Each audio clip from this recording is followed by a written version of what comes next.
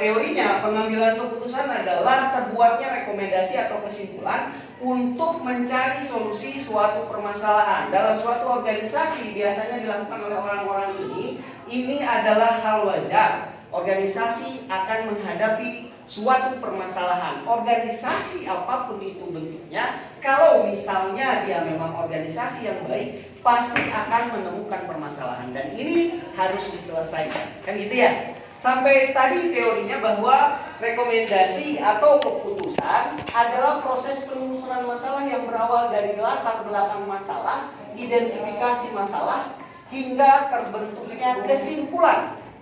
Saya coba untuk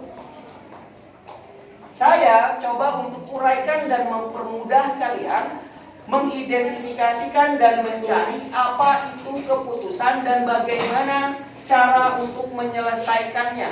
Dimulai ditemukannya fenomena. Dalam kamus ini ada beberapa fenomena. Dalam kelas ini saya tadi ambil salah satu sampel di mana dia mengatakan permasalahan saya yang pertama nilai jelek, Pak. Pak siapa yang ngomong? Yang kedua, putus dengan pacar, Pak. Yang ketiga, keuangan saya tidak bagus, Pak. Yang keempat, sosial pertemanan. Saya punya musuh rebutan permen, Pak. Padahal kita sudah pernah belajar yang namanya pembentukan karakter, sosioetika, teoetika, psikoetika. Seseorang yang mempunyai karakter yang bagus, dia mau bersilaturahmi, sosioetika, menjaga tali silaturahmi. Ada pepatah yang mengatakan lebih baik saya mempunyai 1000 teman daripada 1 musuh. Yang saya heran, ini Pak, nanti berarti kita akan coba menyelesaikan permasalahan ini. Dari pengertian ini, ada yang ingin ditanyakan terlebih dahulu tidak? Lebih baik saya punya 1000 teman daripada saya punya 1 orang musuh. Itu pepatah. Jadi mendingan penggoda musuh, babaturan kabeh. Oke, saya lanjutkan. Setelah dari pengambilan keputusan ini, ada tahap-tahap bagaimana menyelesaikan suatu permasalahan. Dalam etika bisnis Fahmi Irham dia mengatakan, salah satu alat uji untuk menyelesaikan jadi permasalahan ini, untuk menyelesaikan masalah yang terjadi, yang harus dilakukan identifikasi masalah menggunakan diuraikan alat uji. Dalam etika bisnis ada alat uji namanya pohon keputusan. Ada yang sudah pernah dengar? Pohon keputusan ini adalah salah satu alat uji. Kalau misalnya di skripsi kita ada uji normalitas, ada uji signifikansi. Dalam pengambilan keputusan kita punya yang namanya alat ujinya pohon keputusan. Tapi diuji dulu alat uji. Yang kedua, saya punya analisis fishbone. Kenapa dikatakan sebagai analisis fishbone? Karena bentuknya yang seperti tulang ikan. Ada juga analisis yang dipergunakan alat ujinya, analisis SWOT, strength, weakness, opportunity, dan threat. Ini bisa dipergunakan untuk menyelesaikan dan menguraikan masalah. Oke, silakan. Yang baru datang silakan langsung ikuti. Anda punya masalah? Ada Pak, masalah? Oh ada. Nggak ada kursi, ambil ini. Identifikasi masalahnya tidak ada kursi, ambil ini. Tapi kalau tutup ini panas. Pak. Kita selesai 6:30. Tadi saya mulai jam 5.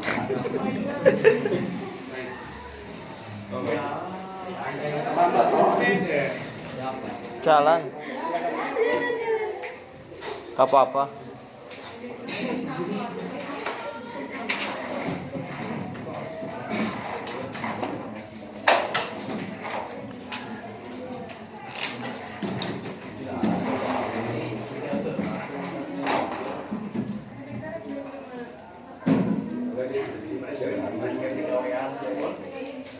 Sudah datang semua. Oke, kita balik lagi. Alat ujinya adalah ini, pohon keputusan, fishbone, strength, weakness, opportunity, dan threat. Ada yang pernah mendengar alat uji ini? Sebetulnya ini bukan alat uji, tapi analisis. Analisis what? Analisis fishbone. Tapi ini bisa diuraikan untuk kita bisa mengidentifikasi masalah dan menguraikan masalah itu supaya kita bisa menarik kesimpulan atau membuat rekomendasi. Rekomendasi apa yang bisa kita ambil supaya permasalahan kita selesai. Alat ujinya begini. Kenapa? Karena tahap-tahap pengambilan keputusan yang pertama, mendefinisikan masalah tersebut secara jelas dan gamblang. Nilai jelek, putus pacar, keuangan, sosial, pertemanan, mahasiswa. Kalau di skripsi, saya harus mencari fenomena yang terjadi. Misalnya di bagian pemasaran, penjualan menurun. Di bagian HRD, turnover tinggi. Kemudian di bagian analisis keuangan, harga-harga tidak berpengaruh terhadap keputusan. Misalnya, ini hanya permisalan. Yang kedua, membuat daftar masalah yang akan dimunculkan dan menyusunnya secara prioritas. Dengan maksud agar adanya sistematika yang lebih terarah dan terkendali. Nilai jelek, putus pacar, keuangan. Coba, bagaimana kita mengidentifikasikan ini supaya bisa terurai dan mengambil keputusan? Sulit tidak? Sulit? Setelah diurai tidak. Menguraikannya sulit? Ya ini dengan ini. Bagaimana menyelesaikan masalah nilai jelek? Sulit tidak menguraikannya? Sulit tidak? Tidak. Coba Pak. Fokus pacar cari lagi, nilai jelek belajar, ngulang, keuangan, nabung, sosial pertemanan, ya perbaiki diri, banyak teman, banyak kenalan. Oke. Ketika dia tidak menggunakan alat uji, dia bilang, gampang Pak, begini, selesai. Tetapi dalam etika bisnis, kita coba uraikan satu persatu dengan alat uji ini. Kita coba. Tadi dikatakan bahwa nilainya jelek. Solusinya gampang, belajar gitu ya. Selesai Pak permasalahannya. Tapi dengan alat uji fishbone ini yang disampaikan oleh orang Jepang, dia di bagian quality control, kita bisa menguraikan permasalahannya secara jelas dan terurai, seurai-urainya. Ini akan mempermudah kita untuk menarik kesimpulan dan menyelesaikan permasalahan tersebut. Bagaimana kita menyelesaikan masalahnya? Nilai jelek, kira-kira permasalahan nilai jelek ini disebabkan karena apa? Jarang masuk, nggak belajar. Jarang masuk, nggak belajar, tugas, dosen, masalah dengan dosen. Saya nanti uraikan lagi karena ini fungsinya alat uji. Masalah dengan dosen ini kenapa? Ada lagi? Biaya belum bayar jadi nggak masuk, saya malu gitu maksudnya. Nggak ada nama di absen Pak. Nggak ada nama di absen. Belum bayar. Nah, kalau menurut alat ujinya fishbone untuk mengambil keputusan, kita uraikan dengan ini akan mempermudah seseorang mengambil keputusan. Belum ke pohon keputusan. Pohon keputusan hampir mirip dengan ini. Kita urai. Jarang masuk. Berarti yang salah mahasiswanya ya? Mahasiswanya. Ditanya lagi pada dirinya kenapa jarang masuk? Malas. Apa lagi? Kerja. Apa lagi? Kopi. Boleh. Sibuk dengan diri kas. Ngopi jadi permasalahan. Pak ada slogannya Pak. Ada jargonnya Pak.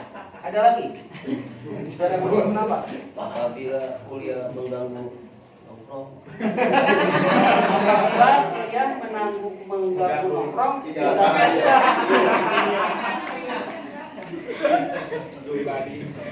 Nah, nilai jelek dikarenakan karena jarang masuk. Jarang masuk dikarenakan saya kerja.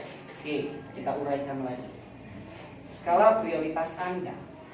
Anda memilih kerja atau kuliah? Kerja.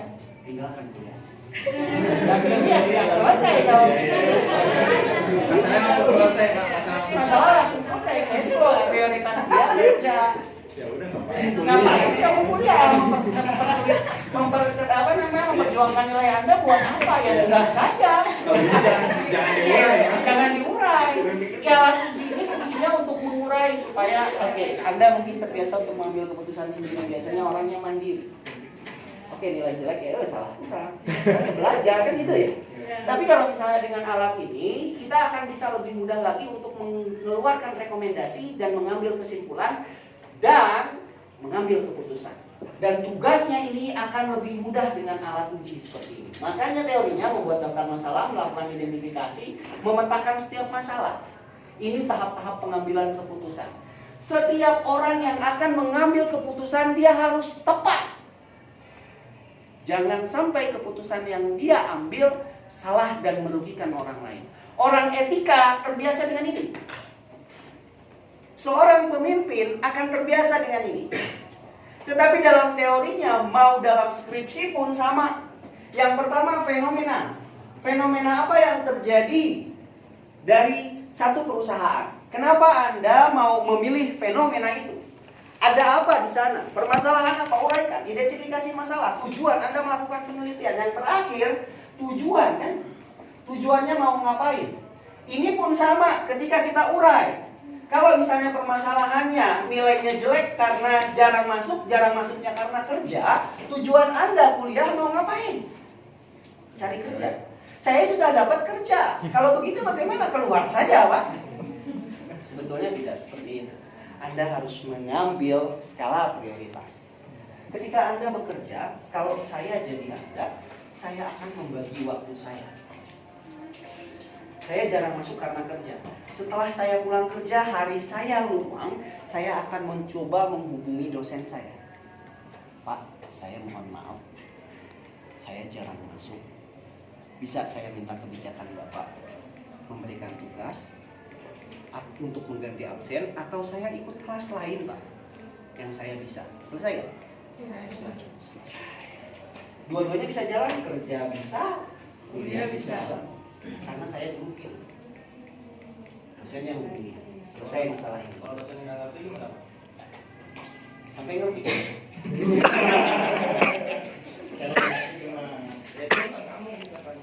Itu masalah kamu. Kenapa kerja? Keluar saja gitu. Mohon maaf Pak, kalau saya tidak kerja, coba kamu jelaskan. Manusia itu adalah orang yang berpikir. Manusia itu adalah orang sosial pada dasarnya. Ketika Anda berbicara dengan baik, sentuh hatinya. Kalau Anda datang marah-marah, Pak saya. Wajar ketika dosen itu akan mempersulit Anda. Coba Anda datang dan terapkan etika, attitude Anda dipakai, pakai pakaian rapi, pakai sepatu rapi, datang ke dosennya, selamat sore Pak, apa kabar Pak? Aduh. Senyum, bila perlu bawa buah tangan, nggak wajib sih sebenarnya. Pak, buat Bapak kebetulan saya bekerja di perusahaan roti. Sedikit. Saya jamin dosen yang killer sekalipun luluh. Dulu hatinya, Pak. Tapi kalau misalnya Anda datang, Pak, saya mau ketemu jangan kan dibantu sama dia. Baru Anda datang, dosen itu keluar. Geus mah jangar, duit teu boga si dosen. Iya kan? Gak akan selesai masalahnya.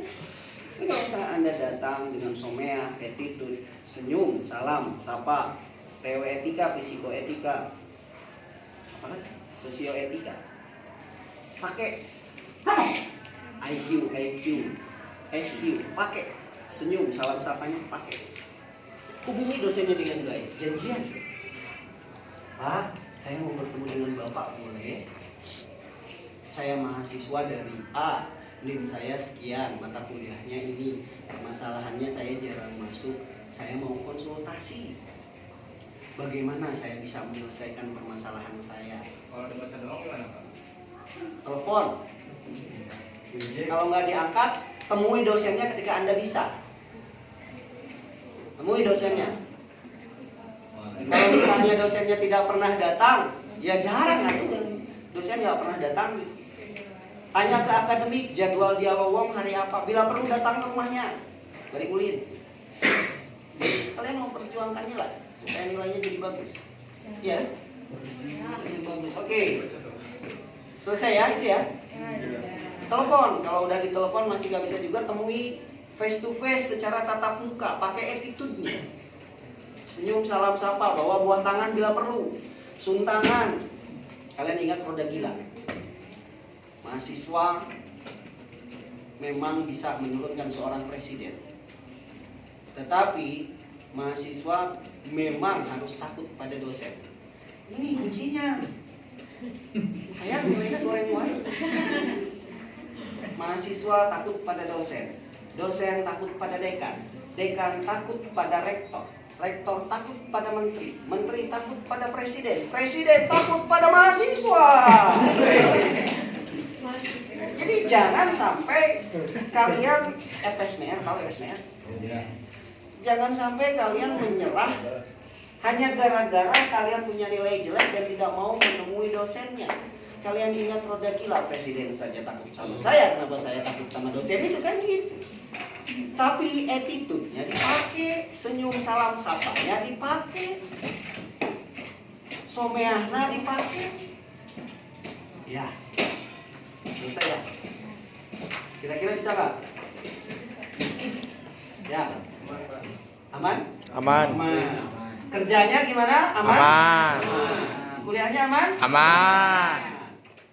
Ini yang saya bingung.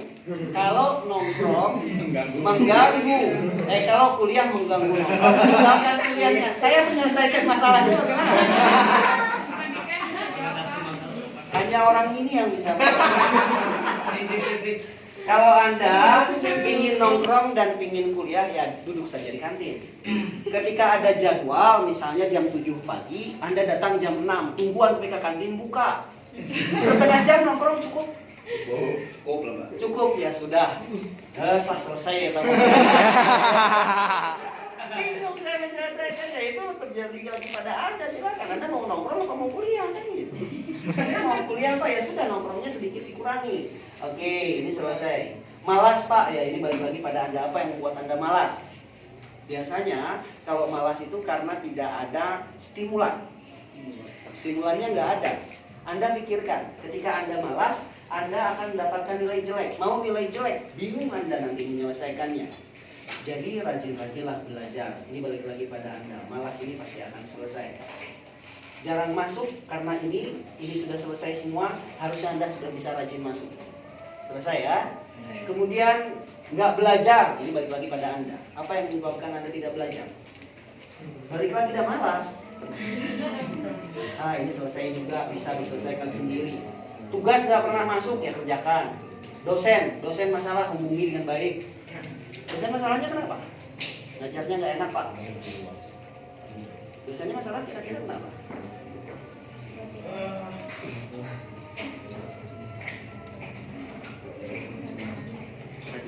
Dosen masalah kenapa?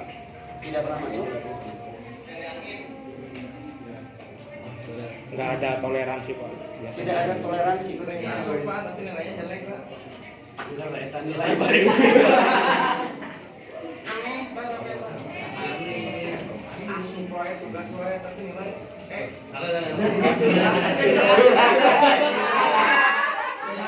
Kita dengarkan dia. Permasalahan teman Anda, oke, biar bisa selesai.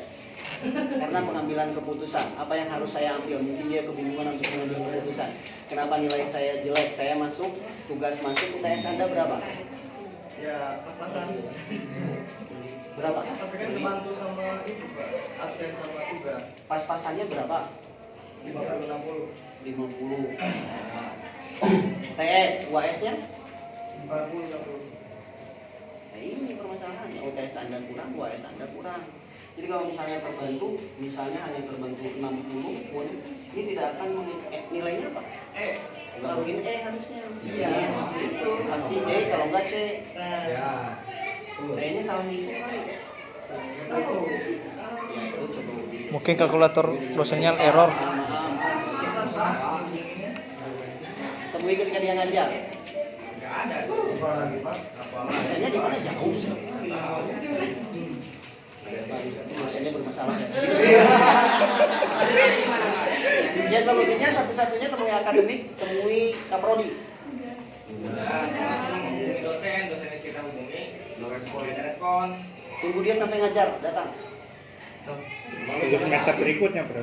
Dosennya Oh, siapa? inisial aja. Oh, dosennya siapa? Emang nggak pernah datang sama sekali, nggak pernah ngajar. Kalau dia masih ada di sini, pasti dia ngajar, pasti ada. Enggak lah, udah ngajar Pak di semester ini Pak. Inisialnya Usman ya? Jor-joran lo. Apakah Anda punya permasalahan pribadi dengan orang lain? Punya.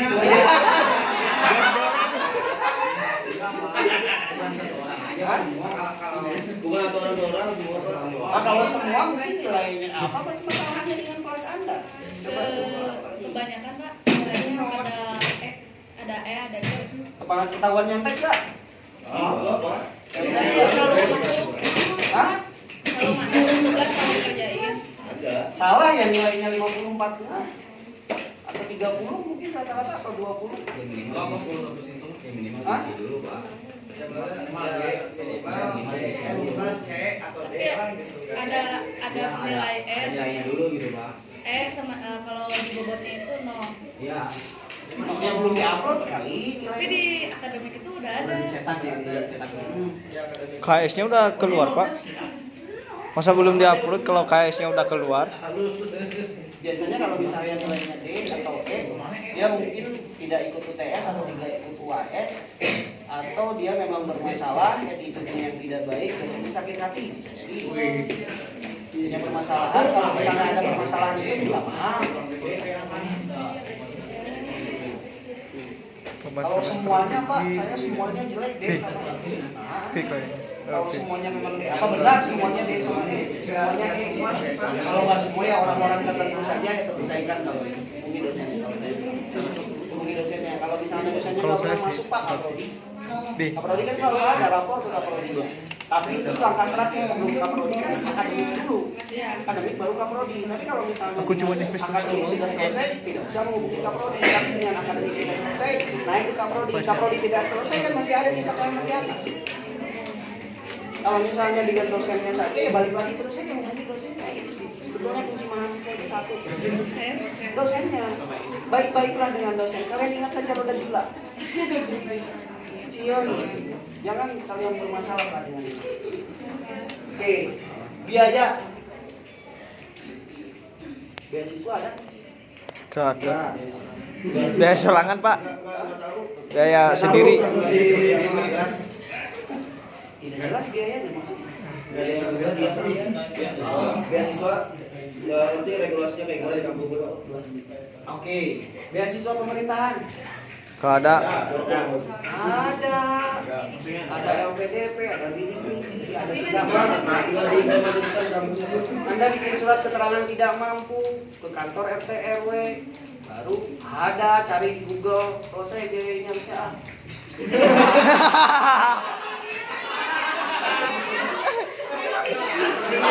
Silakan di sini. Masalah biaya. Oke, kita balik lagi. Saya akan mereview diri saya sendiri ketika saya masih kuliah. Saya kuliah ngapain? Saya kuliah belajar. Sambil ngapain? Sambil kerja. Saya nggak punya biaya, saya punya gaji. Sebelum kerja saya ngapain? Jualan rokok. Salah nggak tahu. Jualan apa lagi? Jualan buku. Jualan apa lagi? Jualan kopi. Ah, di Bandung, sok tanya. Baladna usaha Mang Harun yang boga toko kios di baladan ku saya Mang Harun punten pilih aya kopina anu rada kirang konsumennya dicandak ku abi kalau rasa abi mah langsung man to man. Saya. Batur mah rek jalan-jalan minta duit ka kolot, urang mah kadupan sorangan.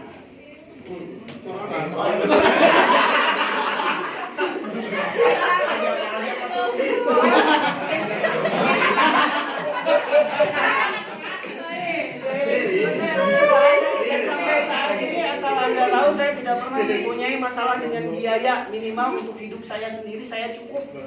Karena apa? Kalau misalnya merasa tidak cukup, pun dengan rasa ini saya akan merasa cukup. Syukur sih. Terima kasih ya Allah, terima kasih ya Allah. Hanya itu yang bisa saya katakan. Karena kalau misalnya saya mengejar kayak Bung Har juga batu, juga duit loba, juga imah agreng, Teboga rasa itu untung apa stres sorangan, imah teka beli, duit memang teboga wae, lainnya usaha juga kieu untung mama, harumah sih nah hati ngabosok. Daripada seperti itu, lebih baik begini saya bersyukur apa yang saya punya. Hasil dari jualan rokok saya simpan, bahkan asal Anda tahu ada sisa terakhir 100 rupiah yang duitnya itu sudah kucel ada di lemari saya. Sok lihat ke rumah. Ayo, ayo datang ke rumah deh. Yang gambarnya gambar kapal pinisi. Tahu? Saya tempel di lemari bahwa ini adalah perjuangan, bahwa saya pernah susah. Dilaminating, Pak. Ya, kalau dilaminating enggak, cuma saya tempel aja. Jadi ketika saya mau sombong, saya lihat lagi baheula teh tukang dagang kopi, tukang asongan rek naon sombong kan. Baheula teh urang teh tukang jualan kopi rek naon urang teu hargaan batur, saling menghormati dan menghargai. Akhirnya munculnya itu. Bisa ini. Enggak mau sombong. Ayo orang sudah kopi. Semoga iman.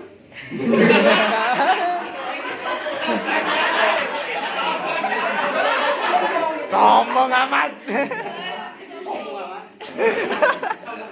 Ya, tapi perjuangannya lihat. Kalau misalnya saya dulu tidak begini, orang tua saya tidak orang tua saya tidak mengajarkan untuk saya berjuang dari dulu, dan beliau tidak mengajarkan saya untuk bersyukur dari dulu, entah jadi apa saya. Apalagi kehidupan saya memang berada di tanah yang keras, semua tanah keras Pak. Saya gaul dengan preman yang tatonya seluruh badan, yakuza kayak apa? Untungnya saya nggak jadi preman. Coba gaul tiap hari dengan mereka. Ya akhirnya selewat. Ketika dia sudah ditangkap polisi, saya takut juga. Polisi. Itu pengalaman saya. Jadi, iya. Ini masalah kecil ini. Oke ya. Ambil keputusan hukumi dosennya. Oke, kita balik lagi. Jualan kopi, udah pernah jualan kopi? Bahkan sampai saya punya teman orang Jakarta, dia punya hutang akhirnya sudah lunas. Dan pertemanan sosioetika saya di situ. Dialah yang membantu saya. Orang mau berantem dia duluan yang turun. Lu tungguin di mobil, gue yang turun. Sampai gitu, gara-garanya hanya dia punya hutang. Aja gitu gara-gara dia punya hutang. Nih, gue ambil dulu ya. Si Erik, si Rehan. Ya ngambil. Weh, gue mau balik nih, balik ke Jakarta. Gue bayar nih hutang dulu. Gitu. Bayar hutangnya. Tapi akhirnya usaha pun saya bangkrut. Ya iya, usaha dihutang-hutangin. Kan itu Hiroshima aja dihutang-hutangin bangkrut. Indonesia punya hutang gak bayar-bayar, lama-lama Indonesia bangkrut loh. Jangan salah. Jangankan usaha yang kecil, usaha yang besar kalau bilang hutang itu ampun. Bon-bon itu ampun. Kecuali kalau misalnya dari hutang itu saya bisniskan lagi, saya munculkan riba, saya nggak akan bangkrut. Saya akan jualan hutang. Iya. Anda punya hutang 100.000, Anda bayar tiap bulan, saya Pak belum bisa bayar, saya akan terus kejar Anda dan saya akan menaikkan tingkat pinjamannya. Yang tadinya 100.000 dia punya hutang, dalam 1 bulan saya minta 10%. Kalau pertemanan nggak tega, tapi kalau dengan lembaga keuangan atau perbankan mau nggak mau harus tega, dan itu keuntungan mereka. Makanya saya sempat punya juga bangku ini. Gara-garanya utang nggak dibayar, mau nggak mau saya harus tega, bayarnya 10%. Tapi yang ditagih ya setuju. Dengan apa? Dengan umur bahwasanya 10% ya. Bahkan dengan sengaja saya pinjamkan. Tapi kalau sekarang enggak, karena saya sendiri melepaskan diri dari bank.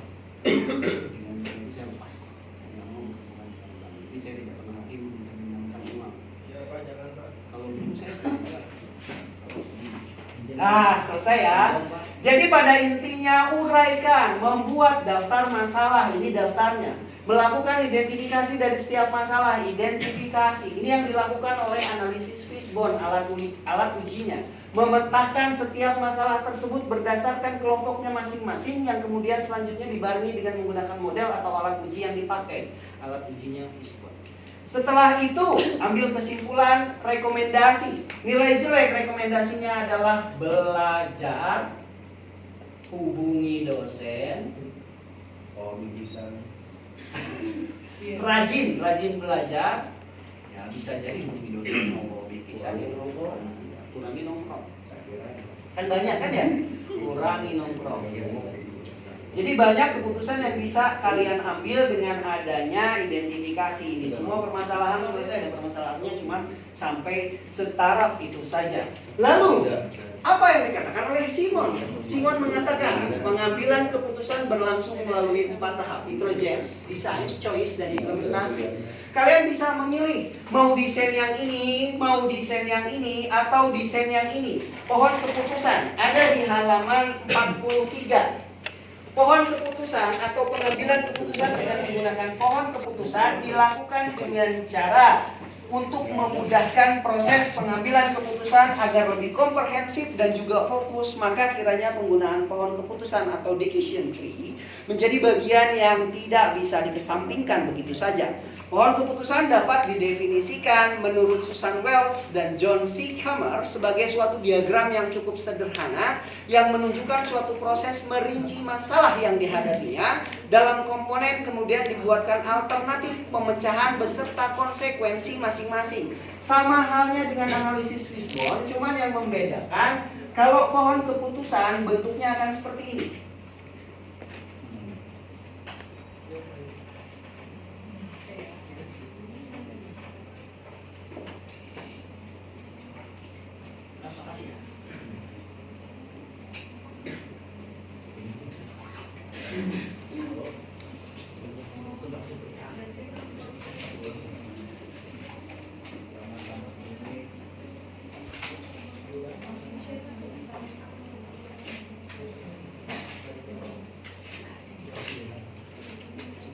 Ini pohon keputusan.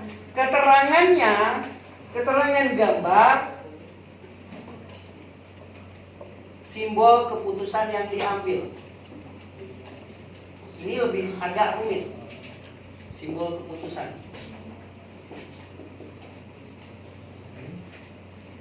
Simbol keputusan.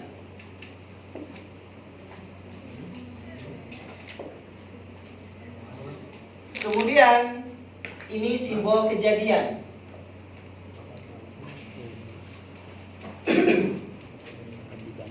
Ini cabang penghubung.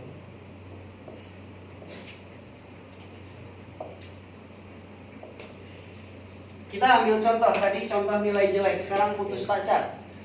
Keputusannya bagaimana yang harus diambil? Kalau dalam buku ini diberikan ada choice node atau titik pilihan, cabang alternatif atau alternative branch, titik hasil outcome node, cabang hasil outcome branch, kesuksesan payoff. Kita lihat. Yang pertama, keputusan yang pertama, putus pacar. Yang harus kita lakukan adalah analisis kalau dari buku ini. Analisis dulu, riset. Aduh. Tanpa riset, supaya kalian mudah. Riset yang pertama, kira-kira kenapa pacar memutuskan kita? Terlalu baik. Terlalu baik. Sama halnya dengan analisis Fishbone tadi. Ini dituangkan dalam cabang-cabang. Diriset dulu simbol keputusannya. Kalau misalnya putus pacar, kita riset kenapa? Oh, ternyata badan bau. Apalagi? Udah bisa hubungan. Kurang cantik perempuan, laki-laki. Jadi keputusan yang harus diambil kejadiannya bukan bau, badan bau, berarti pakai Rexona. Nggak boleh nyebut merek, pakai deodoran. Kurang cantik. Keputusan yang harus diambil apa? Kasih jajan. Ke salon. Setelah ke salon jadi cantik nggak? Kalau misalnya nggak jadi cantik juga, Pakai topeng. cari yang sepadan. Pakai topeng. Cari sepadan. Maksudnya cari yang sama-sama jelek. Berarti orang itu nggak sepadan. Diputuskan hanya gara-gara kurang cantik, cari yang nggak ganteng juga. Yang biasa-biasa aja. Manusia dilahirkan itu tidak ada yang sempurna semua. Dia cantik, tetapi dia tidak kaya. Makanya Rasulullah menyarankan ada 4 hal yang diambil dalam mencari keputusan untuk menarik lawan jenis. Kalau yang laki-laki, cari yang cantik, cari yang keturunan baik-baik, agamanya yang baik. Kemudian cari dia punya kepintaran yang bagus, dia pintar. Cari yang punya kekayaan yang banyak. Siti Khadijah kaya. Kalau dia nggak cantik bisa ketolong sama pintar. Kalau dia nggak pintar bisa ketolong sama kaya. Kalau dia nggak kaya bisa ketolong sama keturunan yang baik-baik atau agamanya yang bagus. Tapi kalau misalnya sudah agamanya yang nggak bagus, nggak bisa ketolong dengan apa-apa, nanti aja. Kaya.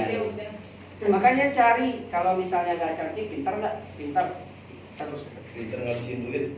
Kalau nggak pintar, dia kaya nggak? Oh kaya. Kalau nggak kaya, bagaimana agamanya? Dia soleh nggak? Oh soleh. Deketin.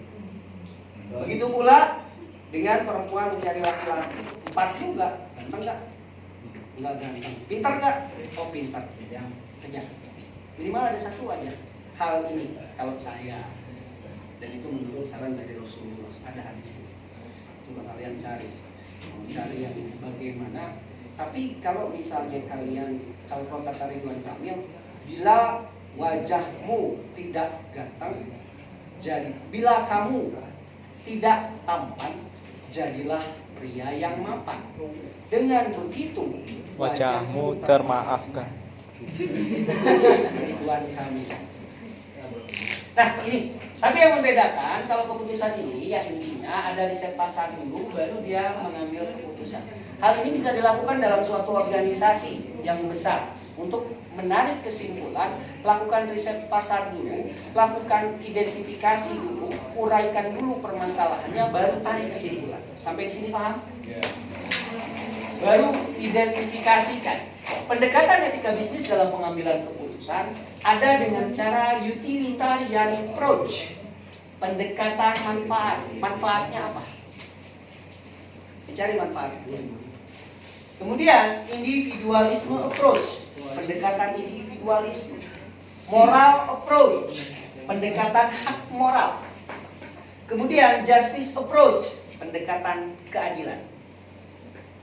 4 cara untuk mengambil keputusan.